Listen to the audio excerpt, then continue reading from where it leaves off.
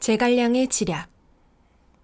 주유 장군에게 이번 전쟁에 있어 최고의 임무를 맡기겠소. 선권은 주유를 대도독으로 임명하고 정보를 부장해 노숙을 찬군 교의에 봉하여 조조에 대항할 군대를 지휘하게 했다. 주유는 막사에서 문무대관을 불러 군사회의를 열었다. 그는 군영 안에서 가장 높은 자리에 앉아 회의를 주관하며 군령을 내렸다. 좌우 양옆에 도끼와 창을 든 호위병이 주유를 보호하고 있으니 불만스럽고 못마땅해도 누구 하나 감히 그의 영을 거스르거나 딴 생각을 품지 못했다. 주유는 군대를 5부대로 나누어 출정을 명했다. 병사들은 삼강에 당도하여 명을 기다렸다. 주유는 병사들을 대동하고 삼강에 도착한 후 제갈량을 청하여 함께 이를 논의했다. 주유가 제갈량에게 요구하였다. 관우와 장비, 조자룡과 모든 병력을 동원해 철산으로 보내 조조의 군량 이동로를 끊게 합시다. 제갈량은 당장에 주유의 속셈을 알아차렸다. 주유가 조조의 칼을 빌어 유황숙의 수족들을 자를 셈이구나. 어찌 대처해야 할까? 제갈량은 속으로 고민했다. 같이 조조를 치기로 한 이상 주유의 청을 거절할 수도 없는 노릇이었다. 제갈량은 얼른 주유에게 승낙의 뜻을 전하고는 물러가 이 난관을 돌파할 계책을 생각하기로 했다. 주유, 역시 보통이 아니다. 노숙이 급히 제갈량을 찾아와 물었다. 국면 선생은 주 도독의 심중을 알고 있는 거요? 제갈량은 담담하게 말했다. 우리 유황숙의 군사들은 뭇에서 기마전을 벌이건 육탄전을 벌이건 바다에서 해전을 벌이건 그 전투력과 용병술이 절묘하여 강동의 졸개들과는 비교할 바가 아닙니다. 당연히 도와드려야지요. 주장군은 뭇에서의 전쟁이 서투니 그저 해전이나 맡아주시면 됩니다. 나머지야 저희가 알아서 해야지요. 제갈량의 차분한 태도에 노숙은 잠시 아연해졌다. 이 사람의 생각이 정녕 그러한가? 노숙은 주유에게 달려가 제갈량의 말을 한자도 빠짐없이 전했다. 주유는 그 말을 듣자 자존심이 상하고 화가 나서 견딜 수가 없었다. 그랬단 말입니까? 무장으로서 이처럼 무시를 당하자 본때를 보여줘야 한다는 오기가 발동하여 주유는 친히 군사를 이끌고 조조의 군량 이동로를 끊겠다고 나섰다. 노숙이 조심스럽게 간했다. 공명이 덧붙여 말하길 조조는 간특하여 용병술의 귀재이니 장군은 가시기만 하면 당장 생포될 것이라고 했습니다. 아무래도 내가 직접 나서야겠군. 더욱 분을 참지 못한 주유는 당장 군사를 끌고 가서 조조의 양식 이동로를 끊어버렸다. 유비는 제갈량이 강동에 간 후 오래도록 소식이 없이 돌아오지 않자 애가 바짝바짝 탔다. 기다리다 못한 유비는 지원군을 파병한다는 명목으로 미축에게 군사를 딸려서 강동으로 보내 소식을 탐지하게 했다. 미축이 오자 주유는 반가이 맞아들이며 함께 술잔을 기울였다. 주유는 미축에게 술을 권하며 유비의 칭찬을 했다. 유황숙의 인덕과 자의는 이 강동천지의 명망이 자자합니다. 항상 유황숙의 그런 성품을 흠모하여 뵙기를 기다려왔습니다. 부디 한번 유황숙을 강동으로 모셔 이 어지러운 천하를 어찌 헤쳐나갈지 양책을 논의하고 싶습니다. 미축은 거절할 이유가 없어 냉큼 응낙하고 유비에게로 돌아갔다. 미축이 떠나자 노숙이 물었다. 대체 무슨 요량으로 유황숙을 강동으로 청하셨소? 주유가 웃으면서 섬뜩하게 대답했다. 강동이 편안하길 바란다면 유비를 없애 후안의 싹을 잘라야 합니다. 미축이 주유의 말을 전하자 현덕 좌우의 장군과 모사들은 입을 모아 만류하며 주유가 유비를 해야 할 흑심이 있으니 가지 않는 것이 옳다고 간언했다. 그러나 우리와 더불어 조조를 상대하는 강동의 주유를 어찌 외면할 수 있겠소. 유비는 성의를 보여야 한다며 이들을 뿌리치고 강동으로 출발했다. 유비가 도착하자 주유는 유비를 위해 성대한 연회를 베풀었다. 주유는 병사들에게 명하여 술잔을 던지는 것을 신호로 유비를 죽이라는 밀령을 내려놓고 있었다. 주유가 술잔을 던지려는 찰나 유비의 뒤에 대추빛 얼굴에 관우가 버티고 서서 주변을 경계하고 있는 것이 눈에 들어왔다. 주유는 흠칫 놀라 던지려던 술잔을 내려놓고 유비에게 물었다. 뒤에 서 계신 장군은 알량과 문축을 단칼에 저세상으로 보낸 관운장이 아니십니까? 유비가 공손히 대답했다. 그렇습니다. 아우의 무공은 천하제일이지요. 주유는 감히 술잔을 던질 수 없었다. 위기에서 벗어난 유비가 배로 돌아오니 제갈량이 그를 기다리고 있었다. 유비는 제갈량을 보자 너무나 반갑고 기뻐 손을 부여잡으며 물었다. 왜 그리도 소식이 없으셨습니까? 제갈량도 안도의 숨을 몰아쉬었다. 오늘 관운장이 아니었다면 정말 위험할 뻔했습니다. 주유가 자객을 매복시켜 놓고 주공의 목숨을 노렸으나 관운장이 뒤에서 지키고 있었기에 어쩌지 못했지요.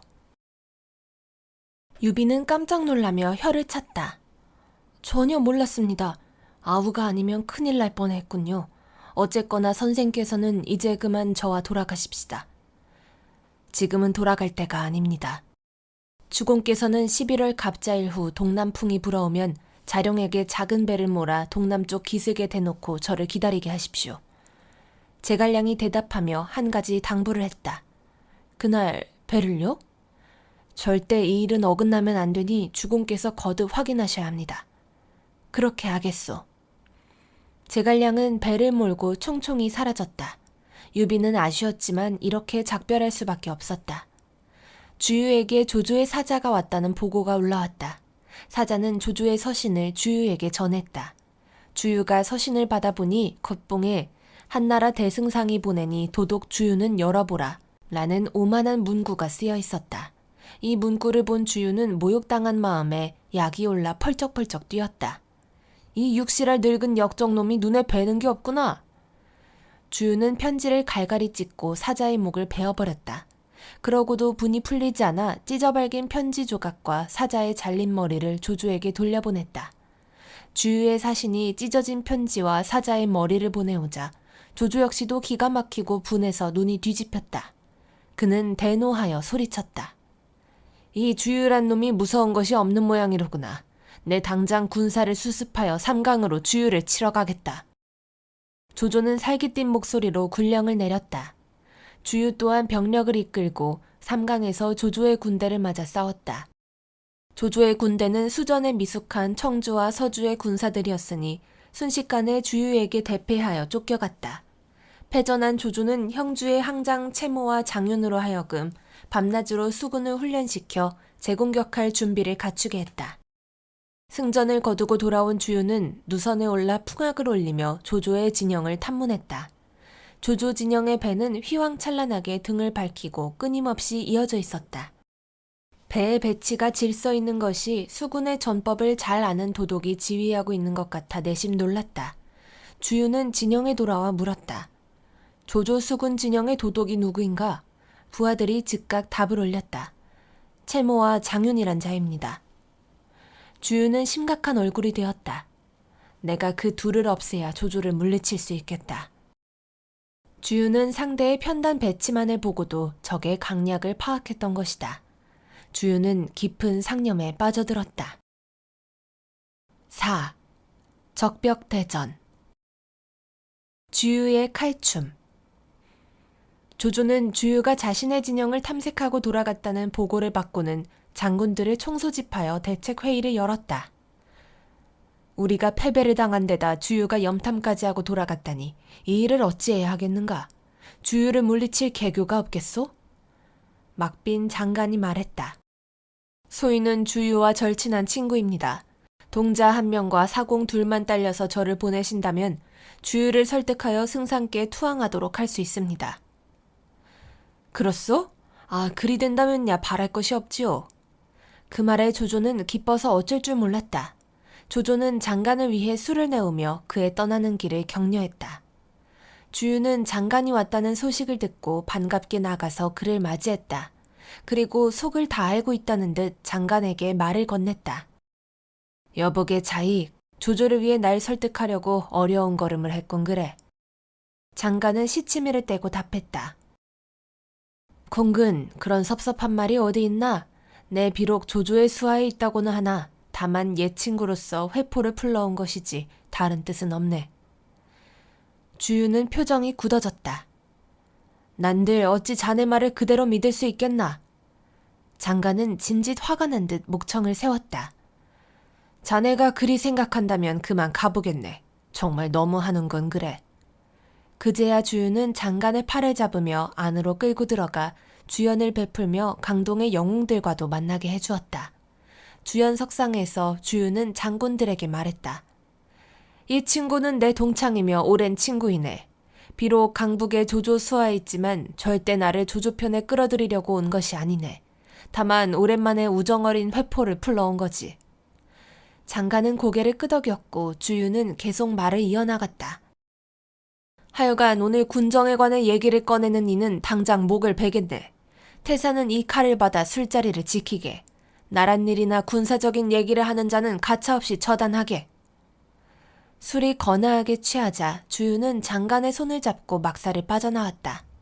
주유는 위풍당당한 동호회 군사들과 산처럼 쌓인 군량을 자랑스럽게 구경시켜주며 거침없이 말을 뱉어냈다. 어떤가? 내 군사들이 너무나 용감하고 뛰어나지 않은가? 이 퍼도 마르지 않을 것 같은 양식들은 또 어떤가? 모름지기 대장부는 이렇게 자기를 알아주는 주인을 만나 화와 복을 같이 나누며 영광을 누려야 하네. 내가 이렇듯 만족스러우니 말이 청산유수에 혀가 칼날 같은 달변가가 와서 나를 데려가려 한들 어찌 내 마음이 털끝만큼이라도 흔들릴 수 있겠나. 주유의 말에 장간의 얼굴은 흑빛으로 변하고 입은 꿀먹은 벙어리가 되었다. 장간을 데리고 연회석으로 돌아온 주유는 흥이 나서 술을 마시다 자리에 있는 모두에게 소리치며 즐거워했다. 오늘 강동의 영웅 호걸들이 모두 모였도다. 오늘 이 연회는 정말 군영회라고 불러도 되겠구만. 주유는 취한 체하며 칼춤을 추고 노래를 불러댔다. 밤이 깊어지자 주유는 장간을 막사 안으로 끌고 들어가 서로 발바닥을 맞대고 함께 잠자리에 들었다. 장간은 주유의 천둥이 치는 듯한 코 고는 소리에 잠을 이루지 못했다. 마침내 자리에서 몸을 일으킨 장간은 탁자 위에 문서가 눈에 띄자 몰래 훔쳐보고 싶어졌다. 주유가 깨지 않게 가만히 들추니 편지가 한 통 있었는데 그것은 놀랍게도 채모와 장윤이 동호와 내통한 문서였다. 이게 뭐야? 장간은 놀란 가슴을 진정시키며 편지를 몰래 옷소매에 감추고 등을 껐다. 그러고는 다시 잠자리에 누웠으나 마음속에 온갖 생각이 떠올라 잠에 들 수가 없었다. 시간이 사경에 이르렀을 즈음 밖에서 누군가가 나지막이 주유를 부르는 소리가 들렸다. 도독! 주유는 그 소리에 잽싸게 자리에서 일어나 밖으로 나가더니 작은 소리로 뭔가 심각하게 이야기를 주고받았다. 잠에 들지 못하고 있던 장간이 아무리 귀를 쫑긋 세우고 들어봐도 잘 들리지가 않았다. 강북에서 사람이 왔습니다. 누군가 말하자 주유가 낮은 목소리로 무언가를 명했고 이에 대답하는 소리가 희미하게 들릴 뿐이었다. 채모와 장윤이 당장에 손을 쓸 수는 없답니다. 그래, 알았다. 장간이 아무리 귀를 기울여도 그 다음 말은 더 이상 들을 수가 없었다. 날이 밝자 장간은 급히 돌아갈 채비를 갖추었다. 몰래 훔친 편지를 소매 속에 숨긴 장간은 주유에게 작별을 고한 뒤 조조에게 돌아갔다. 장간은 강북에 도착하자마자 조조에게 훔쳐온 편지를 바쳤다. 서신을 읽은 조조는 장윤과 채모가 자신을 배신한 것이 틀림없다고 믿고는 격노하여 당장에 장윤과 채모의 목을 참아라고 명했다. 그런데 장윤과 채모의 목을 베고 난 직후 조조의 마음에 뭔가 짚이는 것이 있었다. 모든 것이 주유가 철저히 꾸민 계략이며 자신이 이에 철저히 속았다는 사실을 알았을 때는 이미 때늦은 뒤였다. 조조는 후회로 가슴이 사무쳤지만 채모와 장윤의 목을 도로 갖다 붙일 수도 없는 노릇이었다. 계략이 성공하여 채모와 장윤의 목이 날아갔다는 소식을 들은 주유는 만세라도 부를 기분이었다. 내가 드디어 채가와 장가를 없애니 발을 뻗고 잠을 자게 되었도다. 그러다 주유가 문득 노숙을 부르더니 제갈량에게 다녀올 것을 부탁했다. 공명이 이 일의 내막을 알고 있는지 한번 알아봐 주십시오. 노숙이 제갈량을 찾아가자 제갈량이 먼저 말을 꺼냈다. 장윤과 채모가 죽었습니다. 이제 강동에는 우환이 없어졌지요. 허나 제가 이것을 알고 있다는 사실을 주 도독에게는 말씀하지 마십시오. 틀림없이 나를 경계하고 시샘하는 마음이 생겨 해하려 하실 겁니다. 제갈량은 노숙에게 신신당부를 했다. 노숙은 제갈량의 선견지명과 식견에 혀를 내두르며 주유에게 돌아갔다. 노숙은 주유에게 제갈량이 모든 것을 이미 훤히 알고 있더라고 있는 그대로 전했다. 주유는 한탄했다. 공명은 너무나 신출귀몰하고 뛰어나 그냥 살려두면 큰 우환이 될 것이오. 이튿날 주유는 제갈량을 청하더니 자신의 속셈을 토해냈다. 조조를 치려면 10만 개의 화살이 필요합니다. 선생께서 화살 10만 개를 열흘 안에 만들어 주십시오. 만일 이를 어기신다면 차명에 처하겠습니다. 억지를 부렸음에도 뜻밖의 제갈량은 시원하게 대답을 했다. 사흘 안으로 화살 10만 개를 만들어 드리겠습니다. 군령장을 내려주십시오. 주유는 믿을 수가 없어 다짐을 받았다. 이런 일에 흰소리를 하실 리는 없겠지요. 주유는 화살을 만드는 장인들에게 비밀리에 명하여 일을 천천히 하여 절대 사흘 안에 화살 10만 개를 만들지 못하게 했다. 주유는 제갈량이 지극히 담담하고 자신 있는 것이 못내 이상하여 노숙에게 어찌된 일인지 알아보게 했다. 노숙이 찾아오자 제갈량은 대뜸 말을 꺼냈다. 나를 좀 도와주십시오. 노숙은 어리둥절하였다. 제가 어떡해요? 배 20척을 빌려주십시오. 매 척마다 병사 30명을 배치하고 푸른 천으로 배 위에 휘장을 치게 해주십시오. 그리고 짚을 묶은 것 1000개를 싣게 해주시면 3일로 책임지고 화살 10만 개를 만들겠습니다. 다만 이 사실을 주도독이 모르게 해주십시오. 그렇지 않으면 제 목숨이 위태롭습니다. 제갈량의 청이 너무나 간절하여 노숙은 이를 들어주기로 하고 주유에게 이 사실을 절대 알리지 않겠다고 거듭 약속했다. 사흘 후 시간이 사경에 이르렀을 때 한치 앞을 내다볼 수 없을 만큼 진한 안개가 천지를 뒤덮었다. 제갈량은 노숙에게 청했다. 함께 화살을 가지러 갑시다. 노숙은 의아하게 생각하면서도 제갈량을 따라 나섰다. 20척의 배가 긴 밧줄로 연결되어 조조의 진영 앞까지 일자로 늘어서 있고 병사들은 북을 치며 고함을 질렀다. 제갈량은 배 안에서 노숙과 마주 앉아 술잔을 기울였다. 시간이 지나 기습을 당한다고 여긴 조조의 군사들이 화살을 쏘기 시작했으나 짙은 안개에 쌓여 바깥에 아무것도 보이지 않았다. 조조 군영에서 비오듯 쏟아지는 화살은 제갈량의 20척 배 위에 집단에 가서 꽂혔다. 안개가 흩어지고 나서 돌아오는 배는 20척의 뱃속에 이미 10만 개가 넘는 화살이 담겨 있었다. 제갈량이 조조를 향해 큰 소리로 외쳤다. 승상! 화살을 이렇게 거저주시니 정말 고맙소! 제갈량은 진영으로 돌아와 주유에게 약속한 화살 10만 개를 건네주었다. 주유는 경탄을 표했다. 공명선생의 계책은 정말 신의 경지요. 주유는 막사 안으로 제갈량을 청하여 술잔을 나누며 진심으로 물었다. 조조를 격파하고 싶으나 참으로 묘책이 없습니다. 선생을 청하여 방법을 여쭙고 싶습니다. 제갈량이 대답했다. 저의 재주와 생각이 미천하여 도움이 될까 모르겠습니다. 그럼 서로의 생각이 어떤지 알아보기로 합시다. 주 도독이 생각하는 방법을 손에 써보십시오. 저도 그리해 보겠습니다. 잠시 후 둘은 손을 내밀어 서로의 손을 보았다. 둘의 손 위에는 서로 짝이나 한 듯이 불화자가 쓰여 있었다. 두 사람은 서로의 마음이 같음을 알게 되자 웃음을 참지 못하고 껄껄 웃어댔다. 어이없이 화살 10수만 개를 날린 조조는 심중이 답답하고 화가 나 견딜 수 없었다. 이를 지켜보던 모사 순유가 조조에게 계략을 내놓았다. 제 생각에는 동호에 거짓 항복을 하여 사정을 탐지해보는 것이 좋을 듯합니다. 조조는 기뻐하며 말했다. 나도 그 생각을 하던 참이다. 그래, 누구를 보내면 좋겠나? 순유가 답하였다. 주유의 계략으로 목숨을 빼앗긴 채모 일가의 아우인 채중과 채화를 주유에게 보내 거짓 투항케 한다면 틀림없을 것입니다. 조조는 당장 채중과 채화에게 단단히 일러 주유에게 거짓 투항을 시켰다. 주유에게 간 채중과 채화가 그의 발밑에 엎드렸다. 저희 형님이 조조에게 억울하게 목숨을 잃었습니다. 저희는 이제 조조 밑에서 일할 수 없으니 받아주십시오. 주유는 크게 기뻐하며 이들을 맞은 다음 감령에게 보내 전 부대에 배치토록 했다. 그러나 주유는 이들이 가솔들을 거느리지 않고 온 것을 보며 단번에 거짓 투항임을 알아차렸다.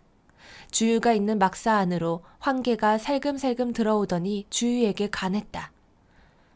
조조는 화공법을 써서 물리쳐야 합니다. 깜짝 놀란 주유가 되물었다. 아니, 그건 누구 생각이요?